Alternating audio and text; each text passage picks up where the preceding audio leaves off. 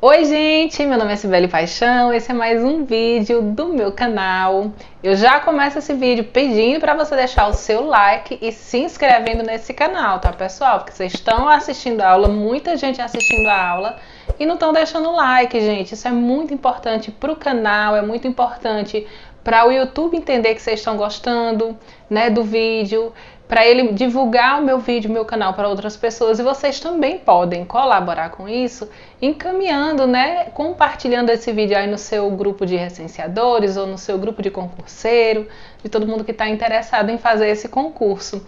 E eu tenho uma notícia maravilhosa para dar para vocês, sabe qual é? Hoje é o último capítulo da apostila. É isso mesmo, gente. É o seguinte, a gente tá aqui, deixa eu ver se eu consigo ver a página. Apareceu, página 67, né? Então, esse capítulo, para a aula não ficar grande, nós vamos dividir em duas partes. Uma aula hoje, segunda-feira, e a outra aula na quinta-feira, às 8 horas da noite também. Porém, os outros capítulos, eles são aqueles anexos. Lembra que eu falei para vocês que lá sempre tem anexo tal, e eu falei, gente, os anexos a gente não vai olhar, a gente não vai ler. Então, assim, os anexos são informações extras, né, que eu acredito que não tem necessidade da gente ler, a gente precisa ver o conteúdo mesmo da apostila. E hoje é o último capítulo falando sobre o sigilo das informações. Então, o que que vai rolar? Muita coisa tem para acontecer daqui para frente.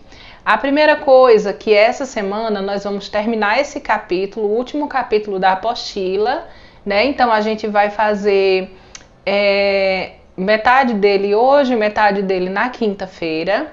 A segunda coisa que, como eu falei para vocês, né, eu postei uma live de estudos da Lei Seca, lendo ali a Constituição, explicando que é basicamente direito constitucional.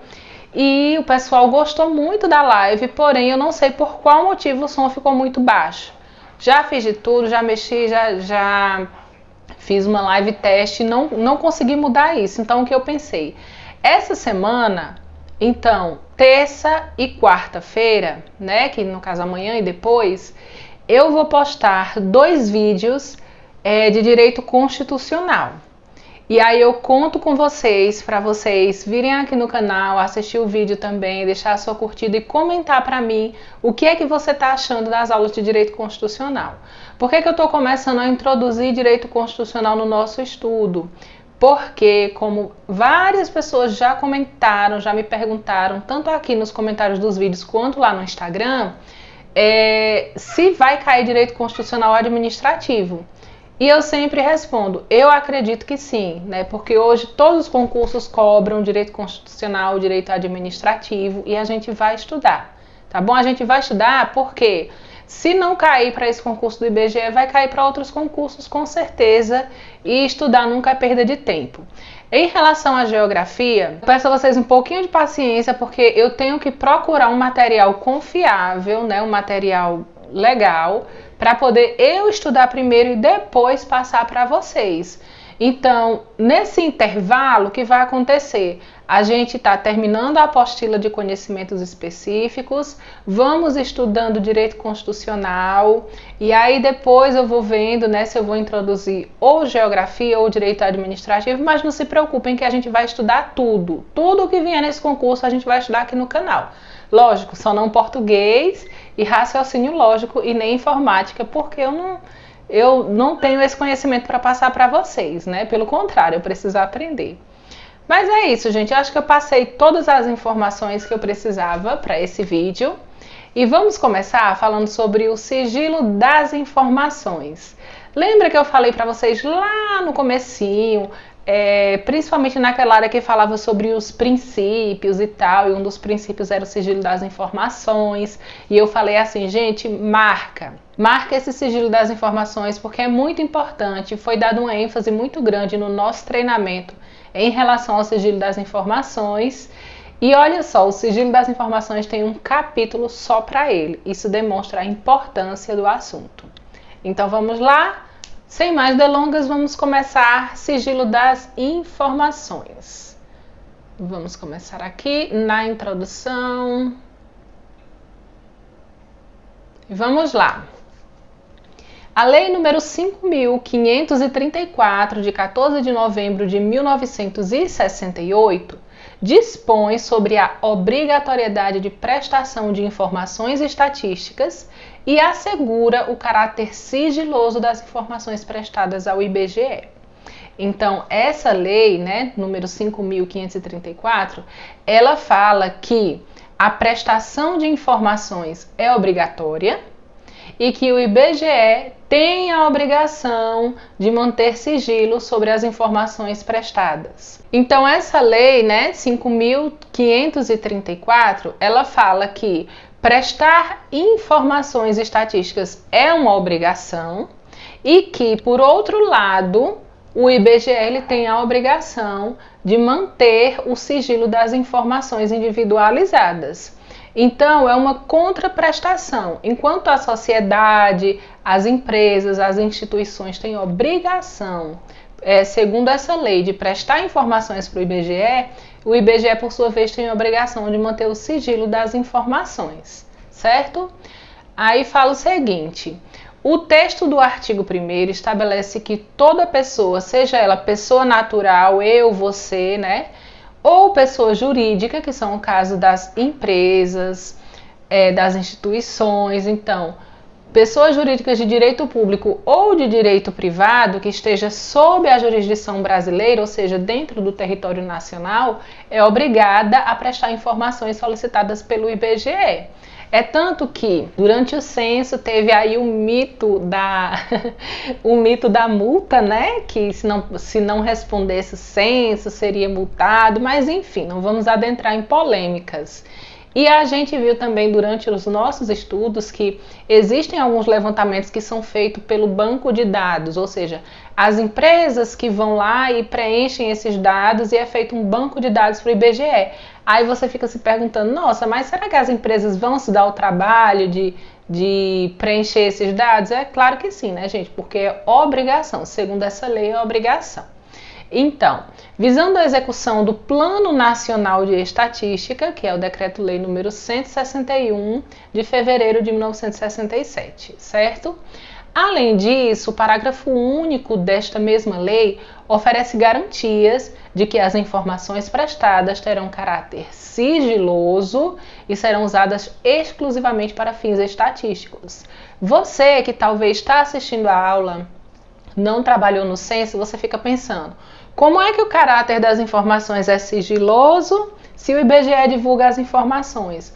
Mas o sigilo, pessoal, é das informações individualizadas. Então, por exemplo, durante o censo, o IBGE não pode divulgar o seu endereço, a renda da sua família, quantas pessoas moram na sua casa. Não, ele faz uma divulgação de uma estatística, é um número estatístico. Por exemplo, naquele setor, a renda média das famílias é de 2 salários mínimos, entendeu? É o número médio de pessoas por casa, então são informações estatísticas, não são informações individualizadas, certo? Então, aí no parágrafo único dessa lei, ela oferece essas garantias, né, de que essas informações vão ter um caráter sigiloso, que serão usadas exclusivamente para fins estatísticos. Vale destacar que a confidencialidade é o 6º dos princípios. Olha aí os princípios. Lembra, a gente viu princípios, tá bom? Inclusive, se você está chegando agora, tem todas as aulas dessa apostila aqui no canal. Lembrando o que eu falei aí nos últimos vídeos, que um dos principais capítulos para você estudar é o capítulo 5, certo? Na minha opinião, tá?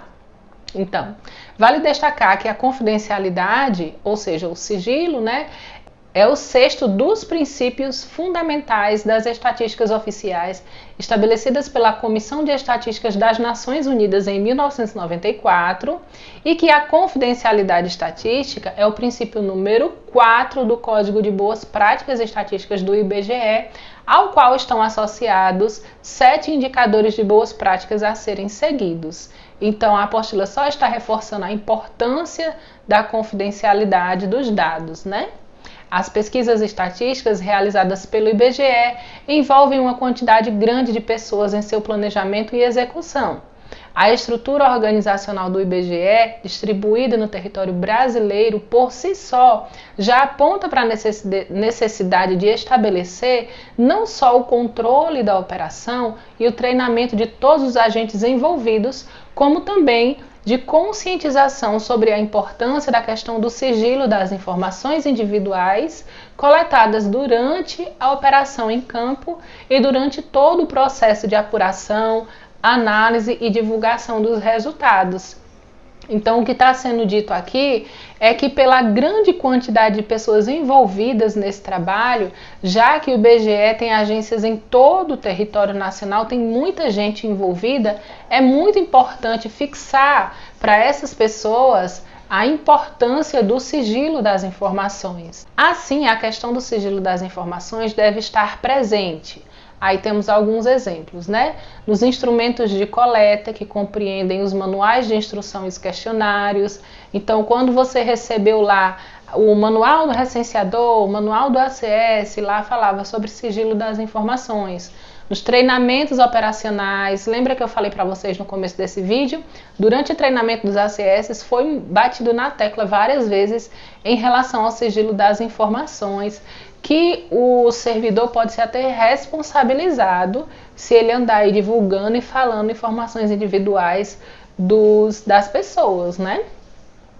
Na definição dos procedimentos de segurança adotados para transmissão e armazenamento de dados, na contratação do pessoal por meio de termo de compromisso e termo de responsabilidade, na divulgação da legislação existente relacionada com o sigilo das informações e nas diversas formas de divulgação de resultados.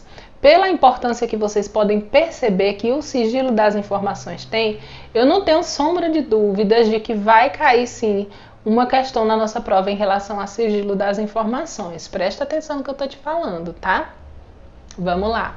Esse conteúdo aborda apenas as questões relacionadas ao sigilo da divulgação dos resultados, tá?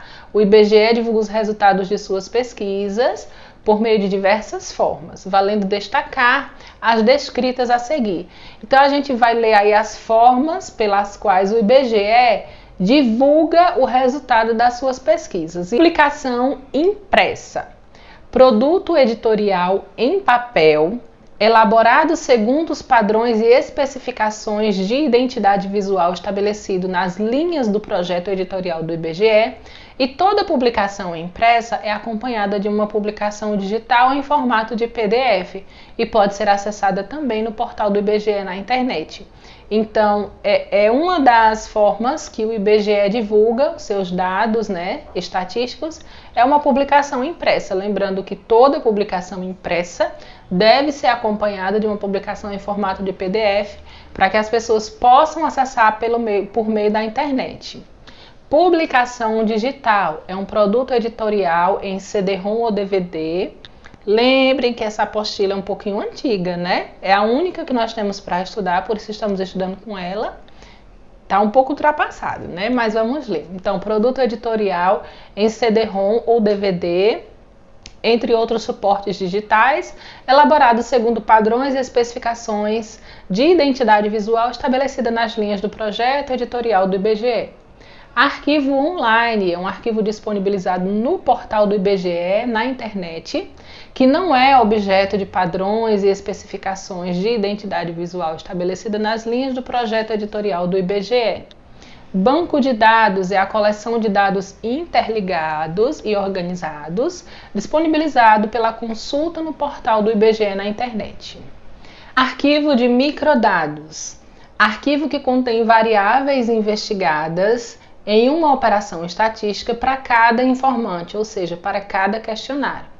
Os microdados constituem as informações mais desagregadas possível de uma operação estatística.